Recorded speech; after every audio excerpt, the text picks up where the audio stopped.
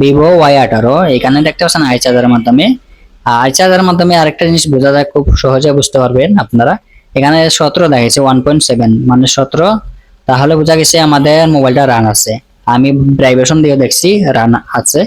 আরেকটা ক্ষেত্রে আপনারা বুঝতে পারবেন সহজে, যদি আই চার্জার লাগানি মাধ্যমেই যে দেখা গেছে ডাইরেক্টলি 1.7 নেয়, তাহলে বুঝবেন এটা শর্ট আছে, অথবা অন্য কোনো সমস্যা হতে পারে।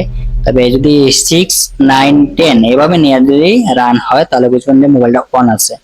আচ্ছা যাই হোক, আমরা এখানে জিআর ভ্যালু চেক দিলাম। চেক দেওয়ার পরে যে এইখানে যে গ্রাফিক্সের দুইটা লাইন আছে, -5 +5 যেটা আছে, এটা 5.9 দেখায় মিটারে। এই লাইনটা আমি একটা লাইন শর্ট পেয়েছি, আমি প্রমাণ সহ দিতেছি। এখানে মাল্টিমিটার দিকে একটু খেয়াল করবেন। এই জন্য দেখতে পাচ্ছেন আমার জিআর ভ্যালু একেবারে কম।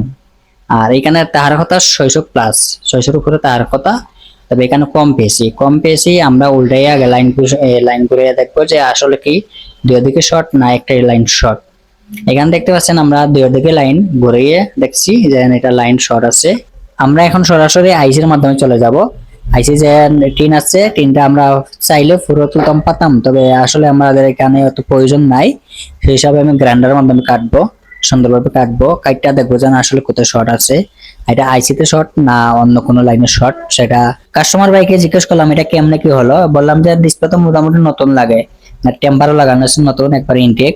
বললো যে ভাই আমি 2 দিন আগে ডিসপ্লেটা লাগাইছি অন্য একটা জেলার মাধ্যমে, তবে আমাদের জেলা না, অন্য একটা জেলাতে লাগাইছে। লাগানোর পরে দেখা গেছে একই সমস্যা হয়েছে। কেমন হয়েছে, এই যে ডিসপ্লে আটা ঢুকে দিছে, আটা ঢুকাইয়া দেখা গেছে এখানে শর্ট হওয়ার পরে ডিসপ্লেটা নষ্ট হয়ে গেছে। ডিসপ্লে নষ্ট হয়েছে, আমি এই যে লাইনটা দেখতে পাচ্ছেন এখানে শর্ট আছে, এই শর্টটা আমি রিমুভ করলাম। এখানে ক্যাপাসিটর পেয়েছি শর্ট, এটা রিমুভ করার পরে দেখা গেছে ওনার যে ডিসপ্লে আছে ডিসপ্লে আসে না। পরে বললাম যে আপনার তো ডিসপ্লে লাগবে নতুন, আর এখানে যেটা কাজ করছে দেখতে পাচ্ছেন এটাও কাজ করা লাগছে।